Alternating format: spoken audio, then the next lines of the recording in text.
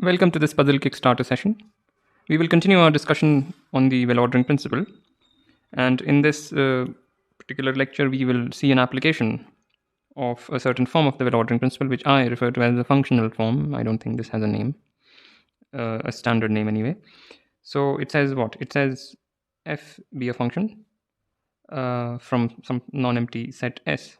Then there is some element in the set S such that the value of f on this element is the smallest possible, which is to say that the value of f on S is at most the value of f on any other member of S.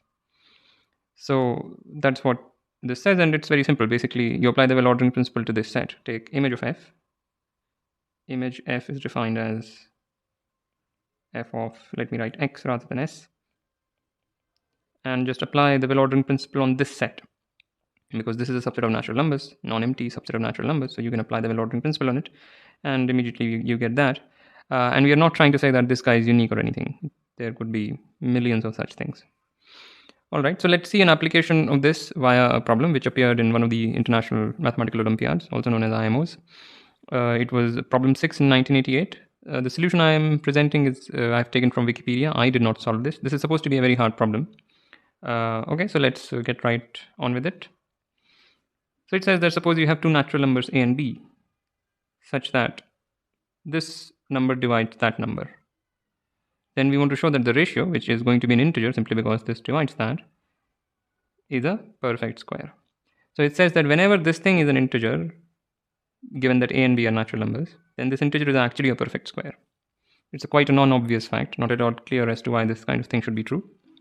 So this is something that we can prove using the functional form of the well ordering principle, although that's a little bit of a lie, because the crucial idea here is not just the well ordering principle or anything. Well ordering principle will not magically solve this problem. There is one more idea there which we can look at as we see the solution. But one of the ideas in this solution is the functional form of the well ordering principle.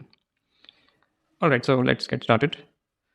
So again, we define S as the set of those natural numbers. So those pairs of natural numbers such that a square plus b square divided by ab plus 1 is an integer,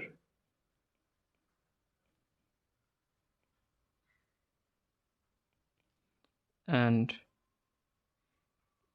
a square plus b square divided by ab plus 1 is not a perfect square. Not a square. So basically, we collect all the bad pairs of natural numbers. We want to ultimately show that this set is empty. Right? So once we realize that, so define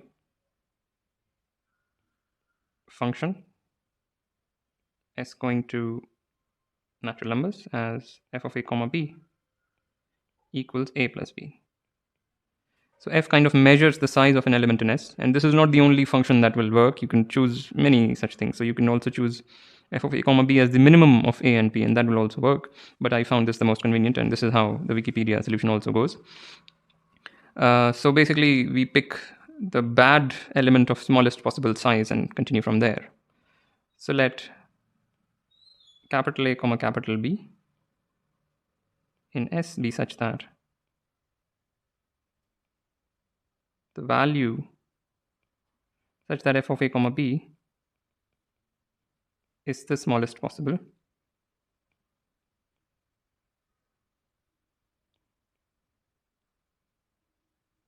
So we just applied the functional form of the well ordering principle. We pick a pair in S, or pick an element of S for which the f value is the smallest possible, which is to say that the sum of the two entries is the smallest possible.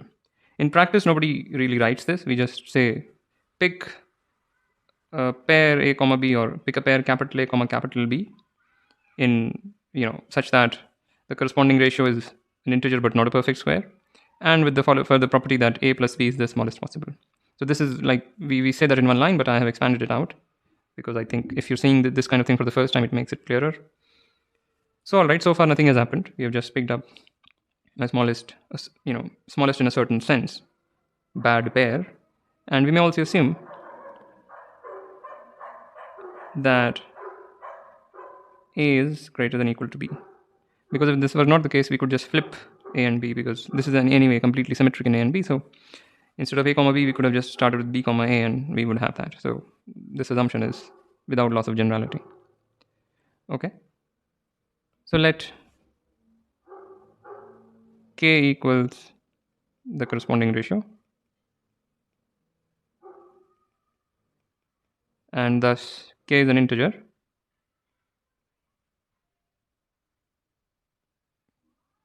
In fact, it's going to be a natural number. This K is an integer, and K is not a square.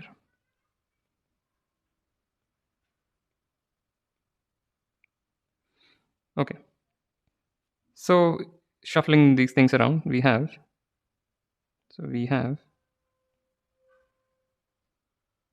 A square minus KBA plus B square minus K equals 0. We just rearranged the things here and got that. So consider the quadratic. X square minus KBX plus B square minus K equals 0. So this is a quadratic equation, and it will have two roots.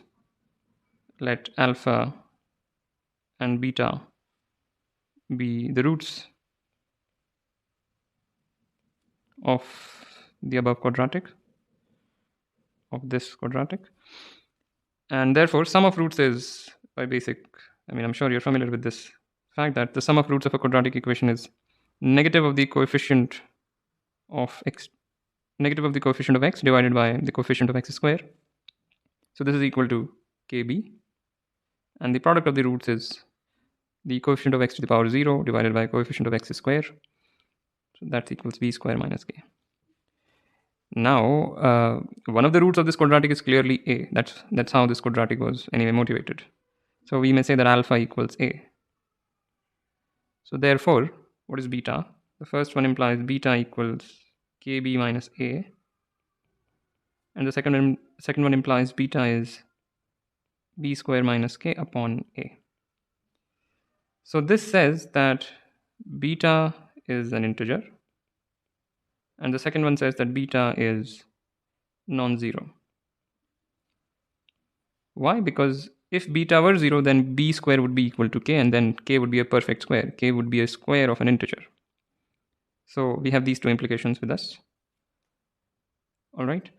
And now, since beta is a root of this quadratic, we also have beta square minus k beta b plus b square minus k equals 0, and therefore we have beta square plus b square upon b beta plus 1. Let me write beta b plus 1 is the same thing, equals k, because we just solve for k, so to say. So we get that, which implies beta b plus 1 is greater than 0. Why? Because if we rearrange this, we get beta b plus 1 equals beta square plus b square upon k. K, we noticed, is a positive integer, and this is of course a positive integer, and the ratio of two positive integers is a positive real number. K is a positive integer simply because k is equal to this guy. A, B, all of these are positive values, so k is a ratio of two positive things. So k is positive. Okay, so this guy is positive real so far. In fact, since beta is an integer, this is a positive integer, this guy. So this implies beta b is greater than minus 1, which implies beta b, since beta b is an integer, it is greater than or equal to 0. But then beta is a natural number, because beta cannot be 0. Right? Beta cannot be 0 because we just saw that implication here. So this is our conclusion so far, that beta is actually a natural number. All right. But this implies, therefore, beta comma b is an S. Beta comma b is an S because this corresponding, the number that we get here is an integer. It is equal to k. K is not a perfect square by the fact that this ratio were equal to k. K was not a square. So since beta and b are both natural numbers, this pair lies in S. Finally, since a is greater than or equal to b, we have, by this equation, we have beta equals b square minus k upon a, which is less than b square upon a, which is less than or equal to a. So this implication is clear. This one comes from this assumption that a is exceeding b, or a is at least b. All right, so this implies that beta is strictly less than a, which implies beta plus b is strictly less than a plus b, which implies f of beta comma b is less than f of a comma b. But this is a contradiction, since f of a comma b was the smallest possible value that f could take. But since beta comma b is also in S, this says that there is a value f takes which is smaller than the value f takes on a comma b, and that's a contradiction. So this is a contradiction, and therefore we are done. Therefore the set S must be empty, basically. That's what the implication is. As soon as we assume that this is a non-empty set, we can do this reasoning and arrive at a contradiction. Therefore the set S must be empty, and therefore we are done. So the proof, what is the larger picture? In the proof, we start with a set of all the bad pairs and pick a smallest pair, and then ultimately somehow find a pair which is even smaller bad pair, and that is a contradiction. So this is how the proof goes, but to obtain a smaller bad pair requires a certain very interesting technique. We consider this quadratic and interpret, we find two roots of the quadratic. We show that both of the roots are actually positive integers, and they also satisfy the corresponding pair that you get, one of the roots of the quadratic and the other guy, the number capital B, together form a bad pair, and somehow we are able to show that that pair is actually a bad pair, and the value that f takes on it is smaller than the smallest possible.